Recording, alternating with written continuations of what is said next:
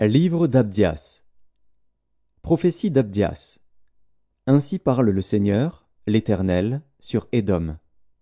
Nous avons appris une nouvelle de la part de l'Éternel, et un messager a été envoyé parmi les nations. Levez-vous, marchons contre Édom pour lui faire la guerre.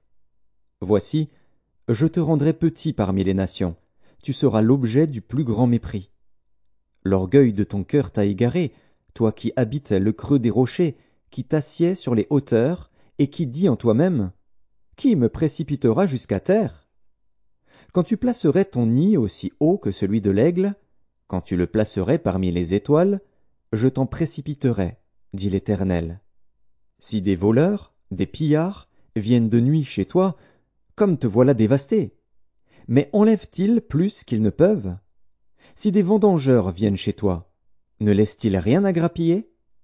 Ah, comme Ésaü est fouillé, comme ses trésors sont découverts. Tous tes alliés t'ont chassé jusqu'à la frontière, tes amis t'ont joué, t'ont dominé, ceux qui mangeaient ton pain t'ont dressé des pièges, et tu n'as pas su t'en apercevoir. N'est-ce pas en ce jour, dit l'Éternel, que je ferai disparaître d'Édom les sages, et de la montagne d'Ésaü l'intelligence? Tes guerriers, ô Théman, seront dans l'épouvante, car tous ceux de la montagne d'Ésaü périront dans le carnage. À cause de ta violence contre ton frère Jacob, tu seras couvert de honte, et tu seras exterminé pour toujours. Le jour où tu te tenais en face de lui, le jour où des étrangers emmenaient captive son armée, où des étrangers entraient dans ses portes, et jetaient le sort sur Jérusalem, toi aussi tu étais comme l'un d'eux.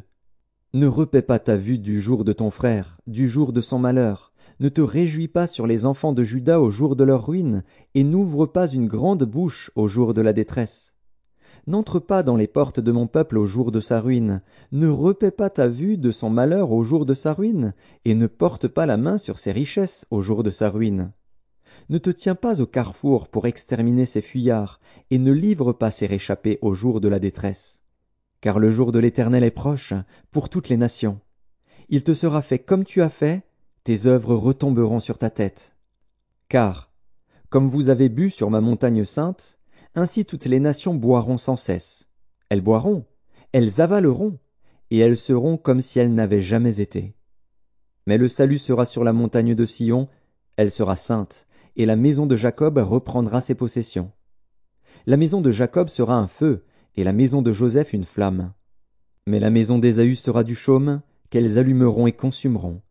Et il ne restera rien de la maison d'Ésaü, car l'Éternel a parlé. Ceux du Midi posséderont la montagne d'Ésaü, et ceux de la plaine le pays des Philistins. Ils posséderont le territoire d'Éphraïm et celui de Samarie. Et Benjamin possédera Galaad. Les captifs de cette armée des enfants d'Israël posséderont le pays occupé par les Cananéens jusqu'à Sarepta, et les captifs de Jérusalem qui sont à Sépharad posséderont les villes du Midi. Des libérateurs monteront sur la montagne de Sion pour juger la montagne d'Ésaü, et à l'Éternel appartiendra le règne.